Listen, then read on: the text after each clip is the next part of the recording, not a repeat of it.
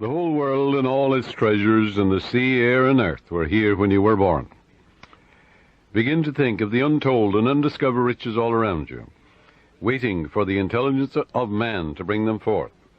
Look at wealth as the air you breathe. Get that attitude of mind. As Emerson said to the woman, who wanted to prosper, he took her down to the ocean. He said, "Take a look." She said, "Oh, there's plenty of water, isn't there?" He said, "Look at wealth that way, and you'll always have it." Yes, realize it's like the tide, forever flowing out, forever flowing back. A sales manager said to me that an associate of his sold $1 million idea for expansion to the organization. You can have an idea worth a fortune, too. Wealth is a thought image in your mind. Wealth is an idea in your mind. Wealth is a mental attitude. He also told me that there were more millionaires now in the United States than at any time in the history of the country. You can have an idea worth a fortune, yes, you can. Moreover, you are here to release the imprisoned splendor within you and surround yourself with luxury, beauty, and the riches of life. Learn that it is necessary to have the right attitude towards money, wealth, food, raiment, clothing, all these things. When you really make friends with wealth, you will always have a surplus of it. It is normal and natural for you to desire a fuller, richer, happier, and more wonderful life. Look upon money as God's idea of maintaining the economic health of the nation, of the nations of the world. When money is circulating freely in your life, you're economically healthy. In the same manner as when your blood is circulating freely, you are free from congestion. Begin now to see money in its true significance and role in life as a symbol of exchange. That's all it is. It has taken many forms down through the ages. Money to you should mean freedom from want. It should mean beauty, luxury, abundance, sense of security, and refinement. You're entitled to it. Being poor is a disease. It is a mental attitude. A young woman, a very good writer, who had had several articles accepted for publication, said to me one time, "I don't write for money." I said to her, "What's wrong with money?" "It's true you don't write for money, but the labor is worthy of his hire. What you write inspires, lifts up, and encourages others. When you adopt the right attitude, financial compensation will automatically come to you freely and copiously." She actually disliked money. Once she referred to money as filthy lucre. Going back, I suppose, the early days where she heard mother or somebody say money is evil, or the love of money is the root of all evil, and all these things without any understanding at all. It's a rank superstition to say money is evil or a filthy lucre. This woman had a subconscious pattern that there was some virtue in poverty. There isn't. It's a sickness, a disease. I explained to her that there was no evil in the universe, and that good and evil were in the thoughts and motivations of men. All evil comes from misinterpretations of life and misuse of the laws of mind. In other words, the only evil is ignorance, and the only consequence is suffering. It would be foolish to pronounce uranium, silver, lead, copper, iron, cobalt, nickel, calcium, or a dollar bill evil. How absurd, grotesque, and stupid that is. The only difference between one metal and another is the number and rate of motions of electrons revolving around a central nucleus. A piece of paper such as a $100 bill is innocuous, and the only difference between it and a copper or lead is that the atoms and molecules, with their electrons and protons, are arranged differently for the physical evidences of money. Here's a simple technique she practiced which multiplied wealth in her experience. My writings go forth to bless, heal, inspire, elevate, and dignify the minds and hearts of men and women. And I am divinely compensated in a wonderful way. I look upon money as divine substance, for everything is made from the one spirit. I know matter and spirit are one. Money is constantly circulating in my life, and I use it wisely and constructively. Money flows to me freely, joyously, and endlessly. Money is an idea in the mind of God. It is good and very good. That's a wonderful prayer. It eradicates that superstitious nonsense about money being evil and things of that nature, or there's some virtue in poverty, or the Lord loves the poor. All of that is rank superstition. It is frightful ignorance. That's all it is. This young lady's changed attitude towards money has worked wonders in her life. It'll work wonders in your life, too. And she has completely eradicated that strange, superstitious belief that money was filthy lucre. She realized that her silent condemnation of money caused money to fly from her instead of to her. Her income has tripled in 3 months, which was just the beginning of her financial prosperity. Some years ago, I talked with a clergyman who had a very good following. He had an excellent knowledge of the laws of mind and was able to impart this knowledge to others. But he could never make ends meet. He had what he thought was a good alibi for his plight by quoting from Timothy, "For the love of money is the root of all evil." That's in the book of Timothy, in the 6th chapter, 10th verse. Forgetting what followed in the 17th verse of the same chapter. In other words, taking it out of context, when Paul charges the people to place their trust or faith in the living God, who giveth us richly all things to enjoy. That's also in the book of Timothy. Love in biblical language is to give your allegiance, loyalty, and faith to the source of all things, which is God or the living Spirit or the life principle in you. You are not, therefore, to give your allegiance, loyalty, and trust to created, but to the Creator, the eternal source of everything in the universe, the source of your own breath, source of your life, the source of the hair in your head, the source of your heartbeat, the source of the sun and the moon and the stars, the source of the world and the earth you walk on. If a man says, "All I want is money, nothing else," that's my God, and nothing but money matters. He can get it, of course, but he's here to lead a balanced life. Man must also claim peace, harmony, beauty, guidance, love, joy, wholeness in all phases of his life. How can he live without courage, faith, love, goodwill, joy in this world today? Nothing wrong with money, not a thing in the world, but that's not the sole aim in life. To make money the sole aim in life would constitute an error, a wrong choice. There wouldn't be anything evil in it, but you'd be imbalanced and lopsided. You must express your hidden talents. You must find your true place in life. You must experience the joy of contributing to the growth, happiness, and success of others. We're all here to give. And give of your talents to the world. God gave you everything. God gave you himself. You have a tremendous debt to pay, because you owe everything you have to the infinite. Therefore, you're here to give life and love and truth to your ideals, to your dreams, your aspirations. You're here to row the boat and put your hand to the wheel and contribute to the success and happiness not only of your children, but of the whole world. To accumulate money to the exclusion of everything else causes man to become imbalanced and lopsided and frustrated. Yes, as you apply the laws of your subconscious in the right way, you can have all the money you want and still have peace of mind, harmony, wholeness, and serenity. You can do a lot of good with it. You can use it wisely, judiciously, and constructively, like anything in nature. You can use your knowledge or philosophy in a constructive way, or you can begin to brainwash impressionable minds with communism and all the rest of it.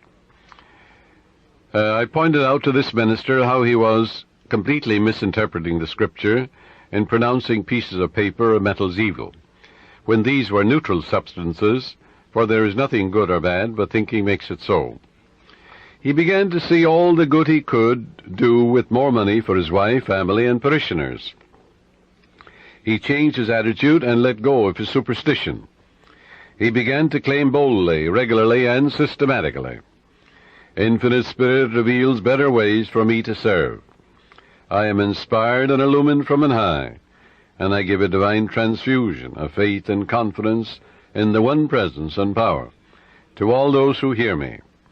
I look upon money as God's idea, and it is constantly circulating in my life and that of all the people who surround me. We use it wisely, judiciously, and constructively under God's guidance and God's wisdom." This young clergyman made a habit of this prayer, knowing that it would activate the powers of his subconscious mind. Today he has a beautiful church which he wanted. The people built it for him. He has a radio program and has all the money he needs for his personal, worldly, and cultural needs. I can assure you he no longer criticizes money. If you do, it'll fly away from you. because you're condemning that which you're praying for. Now, follow this technique which I'm going to outline for you, and you'll never want for wealth all the days of your life, for it is the master key to wealth. The first step is to reason it out in your mind that God, or the life principle, or the living spirit, is the source of the universe, the galaxies in space, and everything you see. Whether you look at the stars in the sky, the mountains, the lakes, the deposits in the earth, and the sea, or all animals and plants. The life principle gave birth to you, and all the powers, qualities, and attributes of God are within you. Come to a simple conclusion, that everything you see and are aware of came out of the invisible mind of the infinite, or the life principle. And that everything that man has invented, created, or made came out of the invisible mind of man. And the mind of man and the mind of God are one, for there's only one mind. That mind is common to all individual men. Everyone is an inlet and an outlet to all that is. Come now to a clear-cut decision that God is the source of your supply of energy, vitality, health, creative ideas, the source of the sun, the air you breathe, the apple you eat, and the money in your pocket. For everything is made inside and out of the invisible. It is as easy for God to become wealth in your life as it is to become a blade of grass or a crystal of snow. The second step, decide now to engrave in your subconscious mind the idea of wealth. Ideas are conveyed to the subconscious by repetition, faith, and expectancy. By repeating a thought pattern or an act over and over again, it becomes automatic, and your subconscious being compulsive, you will be compelled to express wealth. The pattern is the same as learning to walk, swim, play the piano, type, or drive a car. You must believe in what you're affirming. It's not mumbo-jumbo, it's not idle affirmations. You must believe in what you're affirming, like you believe that when you put seeds in the ground, they grow after their kind. And the seeds are thoughts deposited in your own subconscious mind. Realize that what you are affirming is like the apple seeds you deposit in the ground, and they grow after their kind. You can imagine the seeds going from your conscious to your subconscious mind and being reproduced on the screen of space. By watering and fertilizing these seeds, you accelerate their growth. Know what you are doing and why you are doing it. You're writing it with your conscious pen in your subconscious mind. Because you know, wealth is walk down the street and you see it. Can you count the flowers along the road as you drive? Can you count the sands on the seashore? Can you count the stars in the sky? Can you count the wealth that you're walking on? Yes, underneath you. Maybe oil, gold, silver, uranium. Do you ever think of the riches of the sea, the soil, the air? So repeat, third step is repeat the following affirmation for about 5 minutes, night and morning. I am now writing in my subconscious mind the idea of God's wealth. God is the source of my supply, and I know God is the life principle within me, and I know I'm alive. And all my needs are met at every moment of time and point of space. God's wealth flows freely, joyously, and ceaselessly into my experience, and I give thanks for God's riches forever circulating in my experience. Step 4. When thoughts of lack come to you, such as, I can't afford that trip, or I can't meet that note in the bank, or I can't pay that bill, never, never finish a negative statement about finances. This is mandatory. Reverse it immediately in your mind by affirming, God is my instant and everlasting supply, and that bill is paid in divine order. If a negative thought comes to you 50 times in 1 hour, reverse it each time by thinking and affirming, God is my instant supply, meeting that need right now. After a while, the thought of financial lack will lose all momentum, and you will find your subconscious is being conditioned to wealth. If you look at a new car, for example, never say, I can't buy that or I can't afford it. Your subconscious takes you literally, and blocks all your good. On the contrary, say to yourself, that car is for sale. It is a divine idea, and I accept it in divine order through divine love. This is the master key to wealth. It's impossible for any sincere person to practice this technique and not have all the wealth he or she needs all the days of your life. So follow it, and you're setting the law of opulence in operation. It will work for you as well as for anybody else. The law of mind is no respecter of persons. Your thoughts make you wealthy or poor. Choose the riches of life, right here and right now. A sales manager sent me one of his men for counseling. This salesman was a brilliant college graduate. He knew his products very well. He was in a lucrative territory, but was making only $5,000 annually in commissions. The sales manager felt he should double or at least triple it. In talking to the young man, I found he was down on himself. He had developed a subconscious pattern or self-image of $5,000 a year. In other words, that's all I'm worth. He said that he had been born in a poverty-stricken home, and that his parents had told him that he was destined to be poor. His stepfather had always told him, "You'll never amount to anything. You're dumb, you're stupid."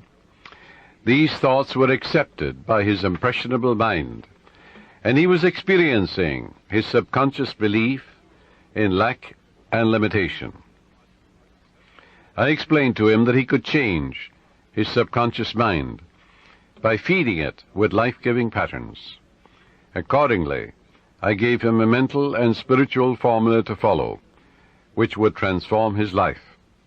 I explained to him that he should under no circumstances deny what he affirmed, because his subconscious mind accepted what he really believed. Your subconscious mind accepts your convictions, what you really believe. So believe in God's wealth and God's riches, which are all around you, by the way. He affirmed every morning before going to work, "I'm born to succeed. I'm born to win. The infinite within me can't fail. Divine law and order govern my life. Divine peace fills my soul. Divine love saturates my mind. Infinite intelligence guides me in all ways. God's riches flow to me freely, joyously, endlessly, ceaselessly. I am advancing, moving forward, and growing mentally, spiritually, financially, and in all other ways. I know these truths are sinking into my subconscious mind, and I know and I believe they will grow after their kind." A year later, when I met this young man again, I discovered that he had been transformed. He had absorbed these ideas which we had discussed, and he said, "I am appreciating life now, and wonderful things have happened. I have an income of $25,000 this year, 5 times greater than the previous year." He has learned the simple truth that whatever he inscribes in his subconscious mind becomes effective and functional in his life. That power is within you. You can use it also. The young boy who's operating this machine while I am broadcasting, his name is Robbie Wright. He told me about his uncle who used to work in a bank. And this uncle wanted to make more money for his wife and his children. And he was always affirming, God is my instant supply, I'm divinely guided in all ways, infinite spirit opens up a new door. Well, he told me that his uncle was in town about 2 months ago, and that his salary now is $200,000 a year, all his expenses paid. And he was getting $40,000 when he started to realize the truth about himself. And he's able to do great things and living a wonderful life down south in another state. All of this is an idea. All it was an idea in his mind. Wealth is an idea. A radio is an idea. Television is an idea. An automobile is an idea. Everything you look at is an idea. Suppose you destroyed all the automobiles in the world due to some holocaust. Well, an engineer could run them off, couldn't he? And we'd have millions of them in no time. Use the following meditation for assurance in achieving financial wealth. Thou madest him to have dominion over the works of thy hands. I know that my faith in God determines my future. My faith in God means my faith in all things good. I unite myself now with true ideas, and I know the future will be the image and likeness of my habitual thinking. As a man thinketh in his heart or subconscious, so is he. From this moment forward, my thoughts are on whatsoever things are true, whatsoever things are honest, whatsoever things are just, whatsoever things are lovely and of good report. Day and night I meditate on these things, and I know these seeds, which are thoughts, which I habitually dwell upon, will become a rich harvest for me. I am the captain of my soul. I am the master of my fate. For my thought and feeling are my destiny. You see, prayers and affirmations are not for the purpose of changing God or the living spirit or the life principle or influencing the divine. God is the same yesterday, today, and forever. You don't change God, but you align yourself mentally with that which was always true. You don't create harmony. Harmony is. You don't create love. God is love. That love of God is within you. You don't create peace. God is peace, and God indwells you. But you must claim that the peace of God floods your mind. You must claim that the harmony of God is in your home, your harmony is in your pocketbook, in your business, in all phases of your life. All of good is available to each of us. Our prayers and affirmations are for the purpose of bringing our own mind to the point where we can accept the gifts which were given to us from the foundation of time. For God is the giver and the gift. The oil was in the ground before you were born, before any man walked the earth. So was gold and silver, uranium and lead and copper and all the metals that we use today. They were all there. Didn't it take a little intelligence in the mind of man to find these things? Yes, so if you send 2 men to Utah, and one man is a geologist, or he may be also a mineralogist, and he finds nothing. Another man goes, in the first 5 minutes he finds a vein of uranium or silver, in the same territory, in the same land. Where was the wealth? The wealth was in the mind of the second man. He believed in a guiding principle. The other fellow found nothing. He was walking on it. So there is a guiding principle that will lead you. That's what led men to find gold and silver and oil and lead and all these things. We don't need to work on conditions. We need only to work on ourselves. The only place we can cure our lack and limitation is in our own mind. Be ye transformed by the renewal of your mind. When we have done it there, we shall find that the world, that is your body, your environment and conditions, will be a mathematical reflection of your inner state of mind. Whatsoever things ye ask for when ye pray, believe that ye have received them, and ye shall have them. That is the basis of all successful prayer, whether for the healing of our bodies, for prosperity, success, for achievement, or for material benefits. Once you convince your deeper mind that you have the thing you want, it will proceed immediately to bring it to pass. You might say to me, how can I convince my deeper mind, my subconscious, that I have riches, or any other good thing, when my common sense tells me that bills are piling up, creditors are after me, the bank is calling up to pay for the mortgage, and for the money I owe, and so on. You can't. If you keep thinking about debts and obligations and how much you owe, you'll only magnify your misery. But here is a truth about the laws of your mind. Your deeper mind accepts as a fact whatever you repeat to it in convincing tones, often enough, just the same as you learn to walk. You had a thought pattern, an act, whether it is swimming or walking or playing tennis or golf, and you repeat it over and over again. You knew what you were doing and why you were doing it. You want to learn to walk, you want to learn to dance, you want to learn to swim. So finally your subconscious assimilated the pattern, didn't it? And then you swim automatically and you walk automatically. The same procedure in praying for wealth or anything else. Once your subconscious accepts the statement as a fact, it proceeds to do everything possible to bring riches to you. Now that's the whole purpose of affirmations, so that you convince yourself of the truth of that which you affirm. Then your deeper mind will bring these things to pass. Many men say to me, I got an affirmation from someone, and it said, I am rich and prosperous now, I am successful, and I'm very wealthy. That affirmation, he said, succeeded in making me much more aware of my need, because, you see, he believed more in poverty and lack than he did in the riches all around him.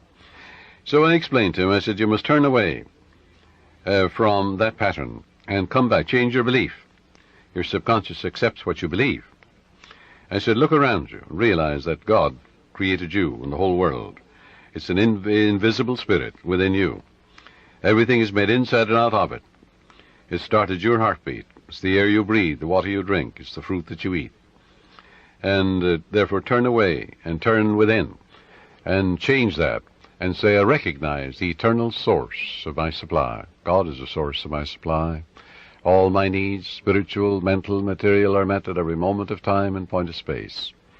And God's wealth is circulating in my life, and there's always a surplus. So by day and by night I'm advancing, moving forward and growing, spiritually, mentally, materially, financially, intellectually, and every way.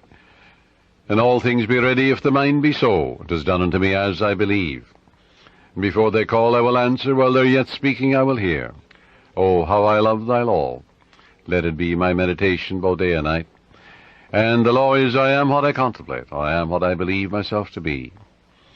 According to my faith is it done unto me. God gave you richly all things to enjoy. God made you rich, why then are you poor?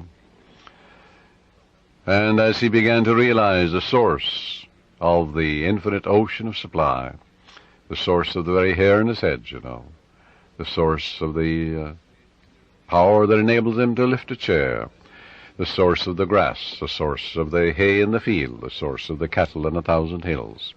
He began to realize the source. He aligned himself with it, and then it made sense to him. Then he realized that he was writing in his subconscious mind the idea of wealth, of growth, and prosperity. He changed his belief to a belief in the riches, the endless riches all around him, instead of poverty, which was a false belief in his mind. Don't you know there's enough fruit rots in the tropics to feed all humanity? Nature is lavish, extravagant, bountiful. God gave you richly, yes, all things to enjoy.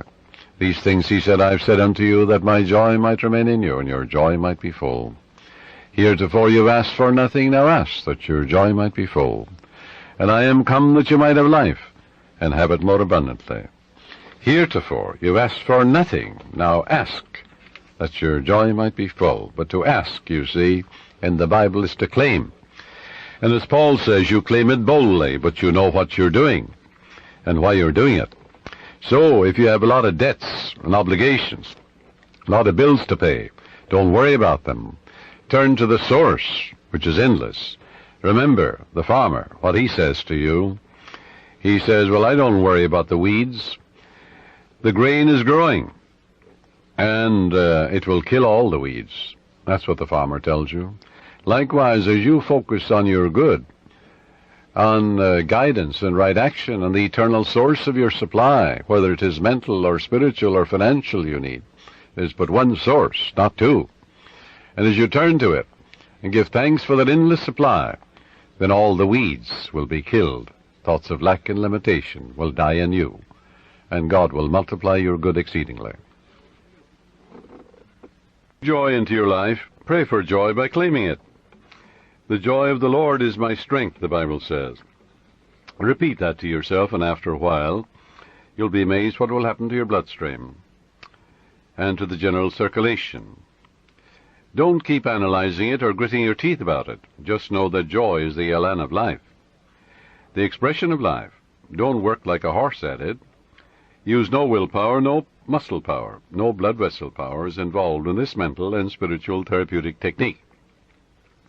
Just know and claim that the joy of the Lord is flowing through you now, and wonders will happen as you pray this way. Freedom and peace of mind will be yours as a result.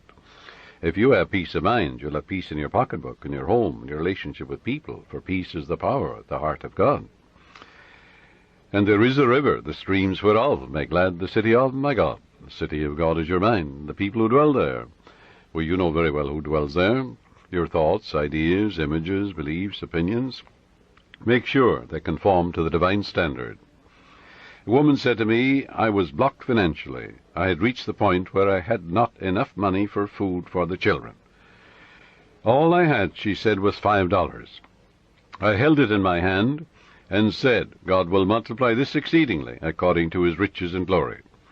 And I am now filled with the riches of the infinite. All my needs are instantaneously met now on all the days of my life. All right, she believed that. It wasn't idle words. You don't gain the ear of God by vain repetitions. No, you must know what you're doing and why you're doing it. You must know that your conscious mind is a pen, and you're writing something, engraving something in your subconscious mind. And whatever you impress your subconscious mind with will be expressed on the screen of space. It'll come forth as form, function, experience, and events, good or bad. So make sure you plant that which is lovely and of good report.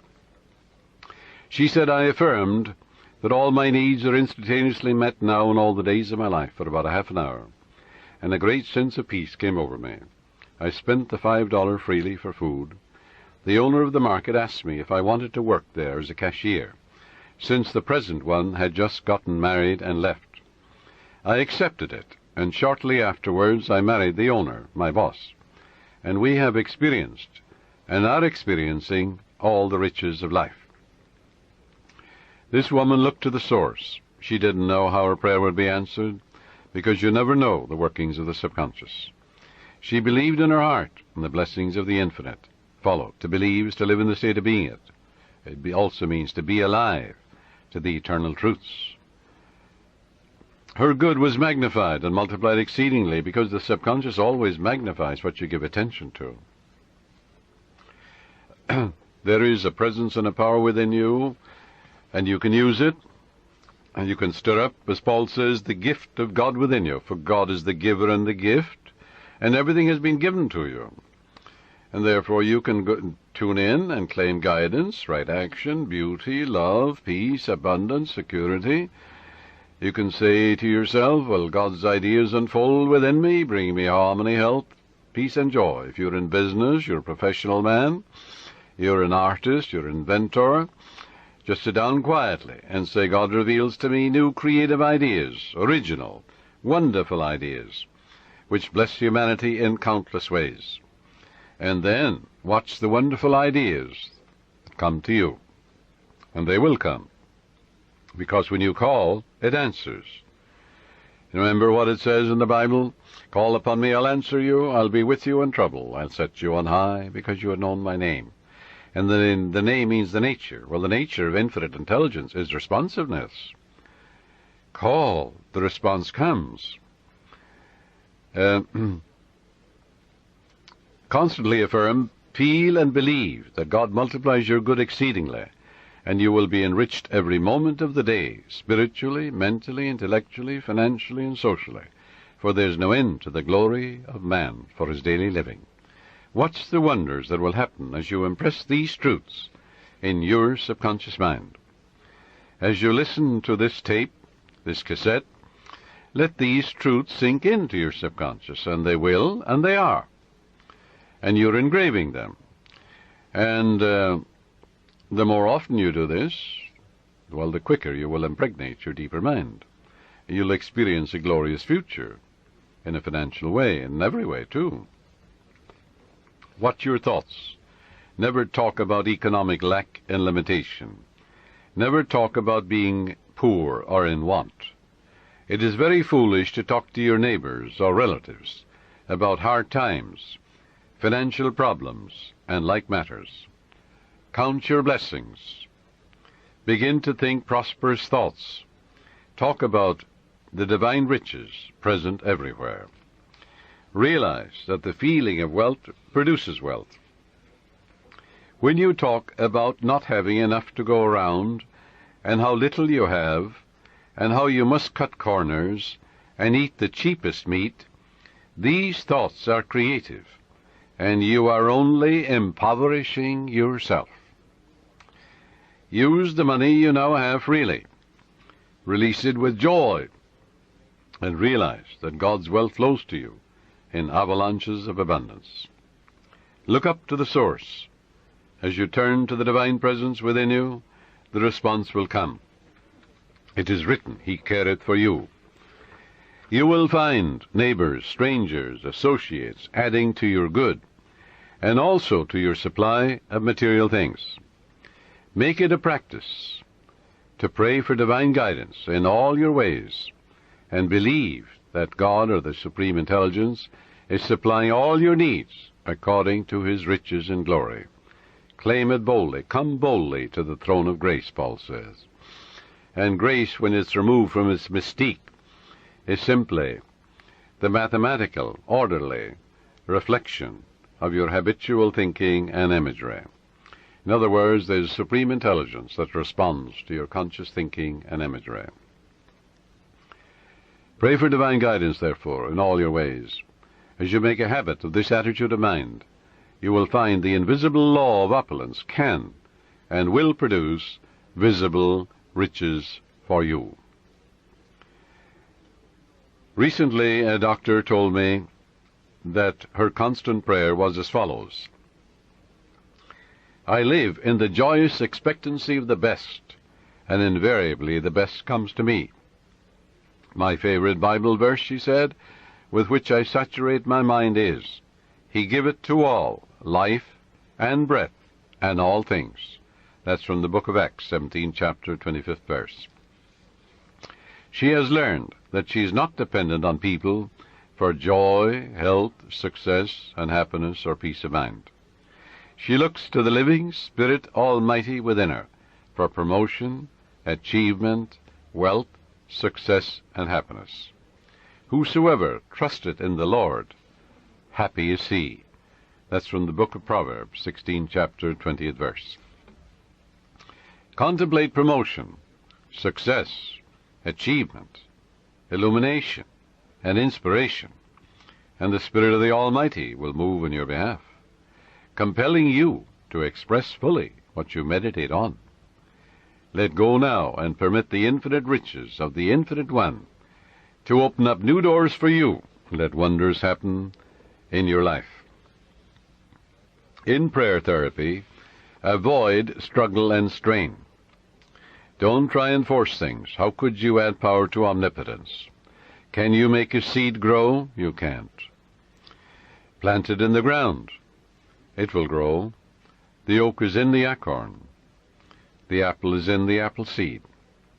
The archetype or pattern is there, but you must deposit it in the soil, where it dies, undergoes dissolution, bequeaths its energy to another form of itself. Spiritual-minded man, he looks at an acorn, he sees a forest, Yes, that's the way your subconscious works. It magnifies your good exceedingly. So avoid strain, since this attitude is indicative of your unbelief. If you're worrying and fearful and anxious, well, that inhibits your good. That brings about blocks and delays and impediments in your life. What does fear do? That which I greatly feared has come upon me. Reverse it.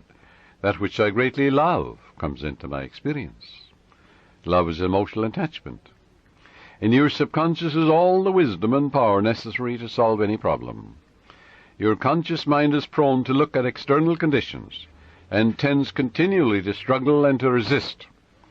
Remember, however, it is the quiet mind that gets things done. Quiet your body periodically. Tell it to be still and relax. It has to obey you. Your body moves as moved upon. Your body acts as acted upon. Your body has no self-conscious intelligence, no volition, no will. It moves as moved upon. You can play a melody of God on your body.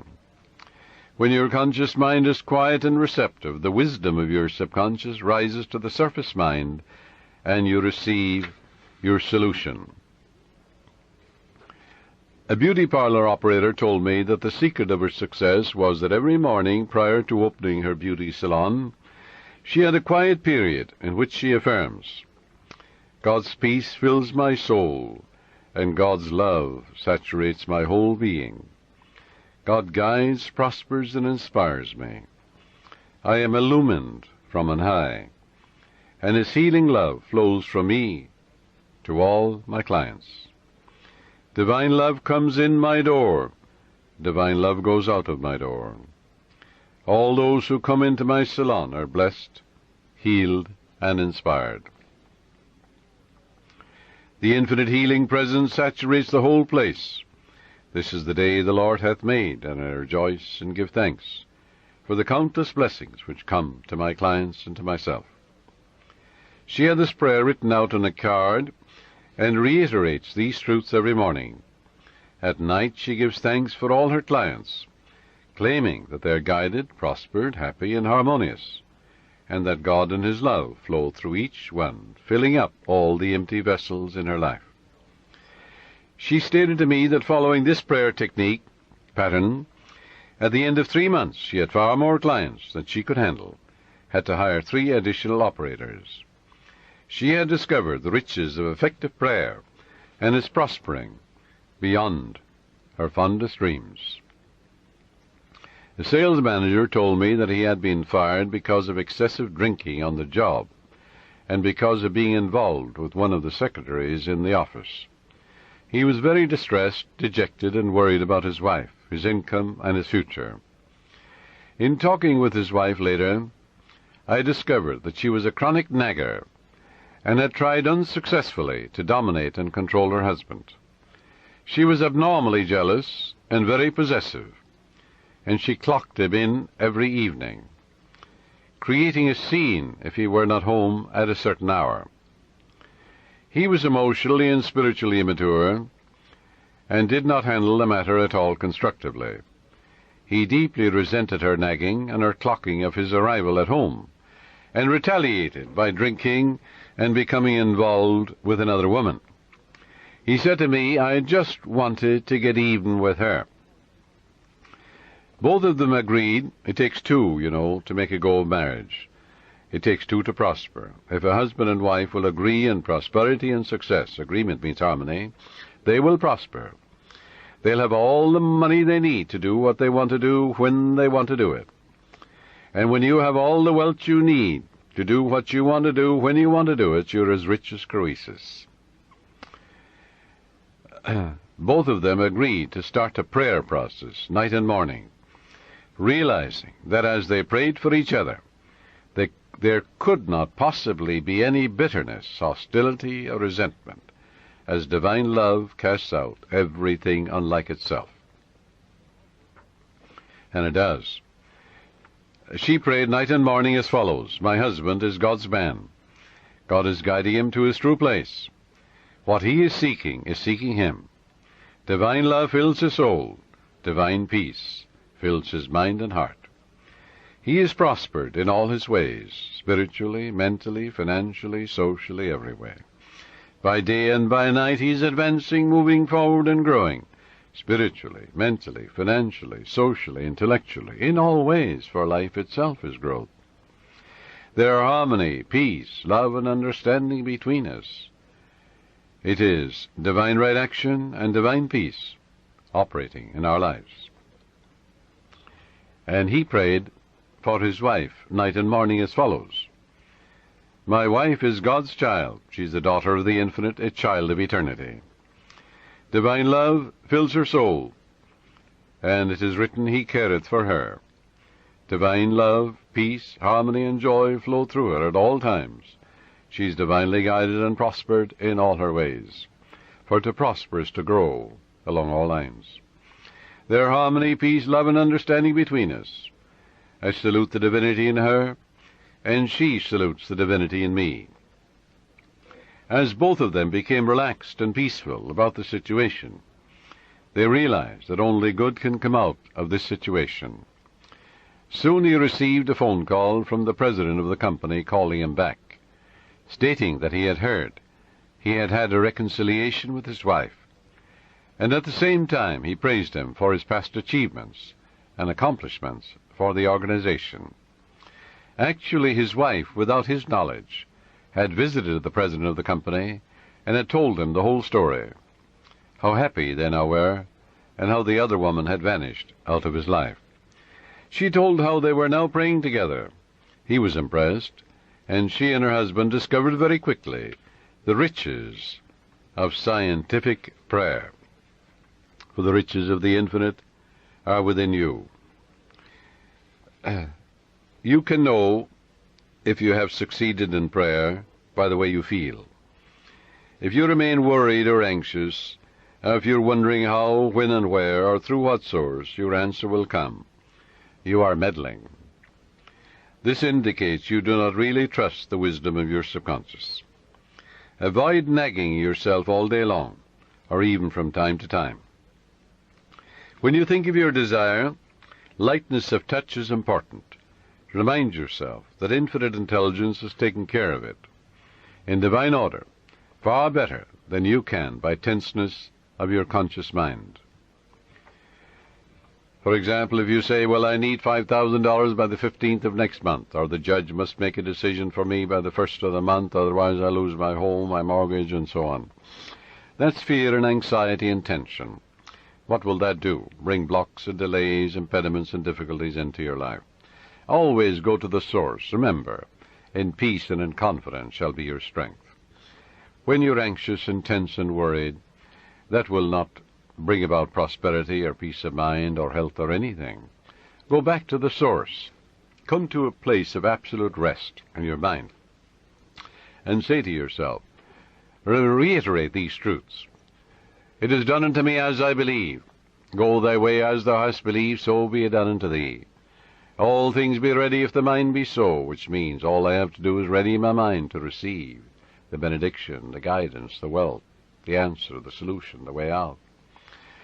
According to my faith is done unto me. Go thy way, thy faith hath made thee whole. Go in peace, thy faith hath made thee whole. And all things are ready if the mind be so. The light of God shines in me. The peace of the everlasting God fills my soul. And quietness and confidence shall be my strength. God gave me richly all things to enjoy. With God all things are possible.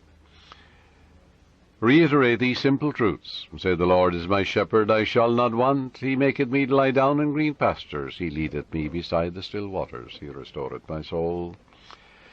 When I call upon him and he answers me, he'll be with me in trouble. He'll set me on high, because he hath known my name. God is my instant everlasting supply, and ever-present help in time of trouble. Reiterate these truths. Read a psalm like the 23rd and 91st Psalm, and go over these psalms quietly, peacefully, and lovingly. You'll get to a point of rest and peace in your mind, and you realize that God is never late, and that God is your instant and everlasting supply, guiding and directing you, revealing to you everything you need to know, opening up the door for you, revealing to you the solution, and God's riches are circulating in your life, and there's always a surplus. Then, when you act that attitude of mind, the way will open up, the dawn will appear, and the shadows will flee away. But you won't get an answer by worry and fear and tension and anxiety. This will only attract more lack, more difficulties. So reverse it. Go back to the source. Reiterate the truths you know. Dwell upon the truths of God, such as God is absolute peace, absolute harmony, boundless wisdom, infinite intelligence, the ever-living one, the all-wise one, the all-knowing one, the self-renewing one, knows all and sees all, the source of all blessings. That will quiet your mind. That will give you peace. And when the mind at peace always gets the answer, for in quietness and in confidence shall be your strength. And God knows only the answer. So learn to let go and relax. Do not give power to the externals or conditions. Give power and allegiance to the infinite presence and power within you. The swimming instructor tells you that you can float on the water, which will support you if you remain quiet, still, and at peace. But if you get nervous, tense, fearful, you will sink. When you are seeking wealth, prosperity, success, or a spiritual healing, or anything, feel that you're immersed in the holy omnipresence. You know, like you feel you're in the ocean or in a swimming pool. and realize the golden river of life, love, truth, and beauty, are flowing through you now, transforming your whole being into the pattern of harmony, love, peace, and abundance. Feel yourself swimming in the great ocean of life. That sense of oneness will restore you, for he restoreth my soul. The following meditation will bring many wonderful things into your life. Listen to it and say, these truths are sinking into my subconscious mind. I picture them going from my conscious to my subconscious, like seeds I'm depositing in the soil. I know that I am old-fashioned and create my own destiny. My fate is in the infinite being which created all things, and my faith in God is my fortune. This means an abiding faith in all things good. I live in the joyous expectancy of the best, and only the best comes to me. I know the harvest I will reap in the future, because all my thoughts are God's thoughts, and the power of God is with my thoughts of good. My thoughts are the seeds of goodness, truth, beauty, and abundance. I now place my thoughts of love, peace, joy, success, abundance, security, and goodwill in the garden of my mind. This is God's garden. The glory and beauty of God will be expressed in my life, and I will know it. My garden will yield an abundant harvest. From this moment forward, I express life, love, and truth. I am radiantly happy and prosperous in all my ways, and God multiplies my good exceedingly. To prosper means to succeed, to thrive, to turn out well. In other words, when you are prospering, you are expanding, growing spiritually, mentally, financially, socially, and intellectually. Never be envious or jealous of another person's wealth or promotion or their diamonds or jewels, for that would impoverish you. That would attract lack and limitation to you.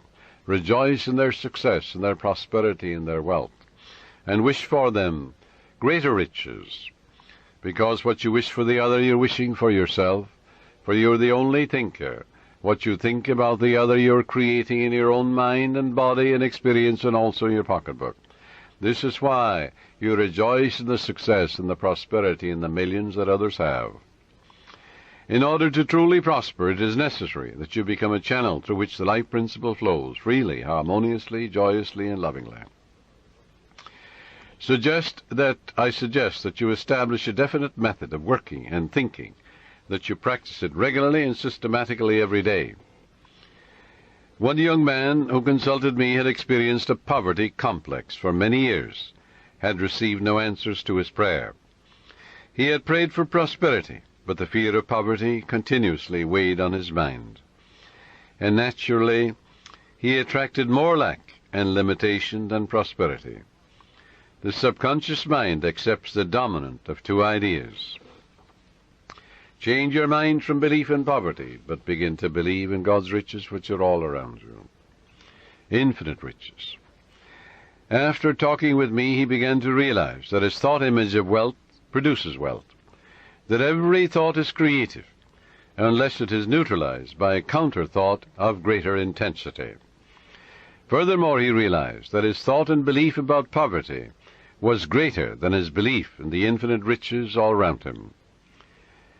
Consequently, he changed his thoughts and kept them changed. I wrote out a prosperity prayer for him as follows. It will benefit you. I know there is only one source, this is the prayer, the life principle, the living spirit, from which all things flow. It created the universe, and all things therein contained. I am a focal point of the divine presence. My mind is open and receptive. I am a free-flowing channel for harmony, beauty, guidance, wealth, and the riches of the infinite. I know that wealth, health, and success are released from within and appear in the without. I am now in harmony with the infinite riches within and without, and I know these thoughts are sinking into my subconscious mind and will be reflected on the screen of space. I wish for everyone all the blessings of life. I am open and receptive to the divine riches, spiritual, mental, and material, and they flow to me in avalanches of abundance. This young man focused his thoughts on God's riches rather than on poverty, and made it a special point never to deny what he affirmed. Many people pray, for wealth, and they deny it. An hour later they say, I can't afford this, I can't make ends meet. They're making a mockery of their prayer. They're like the man that gets into a taxi in New York, and he's going to the airport, and on the way he says to the taxi driver, oh, take me back home, I forgot my passport. So he goes back. Then he said on the way again, oh, I better go to my club, I forgot my wallet. So the taxi driver takes him to his club. And he says, oh, I forgot some letters at my grandmother's. So off he goes to the grandmother. And he gives a half a dozen directions in a half an hour to the taxi driver. Finally, the taxi driver takes him into the police station because he realizes he's mental. Well, now this is the way millions of people pray, even in the New Thought movement. They give a half a dozen directions to their subconscious mind in a half an hour or an hour. The subconscious is so confused and perplexed, it doesn't know what to do, it doesn't do anything. So it results in plain frustration. Frustration, it comes from frustrare, to deceive, to work for nothing. So you don't put a seed in the ground and then dig it up. Stop contradicting what you've affirmed. And that's the way people pray for prosperity. They're constantly denying what they're affirming. And they're making a mockery of prayer. So this young man focused his thoughts on God's riches rather than poverty, and he stopped saying, I can't afford, or I can't buy that piano, or I can't buy that car. He never used the word can't. Can't is the only devil in the universe. Your subconscious takes you literally and blocks all your good. Now, in a month's time, his whole life was transformed. He affirmed the above truths, which I just mentioned, morning and evening, for about 10 minutes, slowly and quietly, engraving them in his mind, knowing what he was doing, believing what he was doing, knowing that he was actually writing down these truths in his subconscious mind, causing the latter to be activated and to release its hidden treasures. For the gold mine is in your subconscious, the diamond mine is there. It's the source of all the riches of heaven. Although this man had been a salesman for 10 years with rather dim prospects for the future, suddenly he was made sales manager at $30,000 a year plus prime benefits. Your subconscious has ways that you know not of. It's impossible to impregnate your subconscious mind with the idea of wealth and be poor. It's impossible to impregnate your subconscious with the idea of success. Good heavens, you are born to win, to succeed. The infinite can fail. You're born to triumph. Son, thou art ever with me, and all that I hath is thine. Let your prayer be, by day and by night I'm advancing, moving forward and growing. God gave me richly all things to enjoy.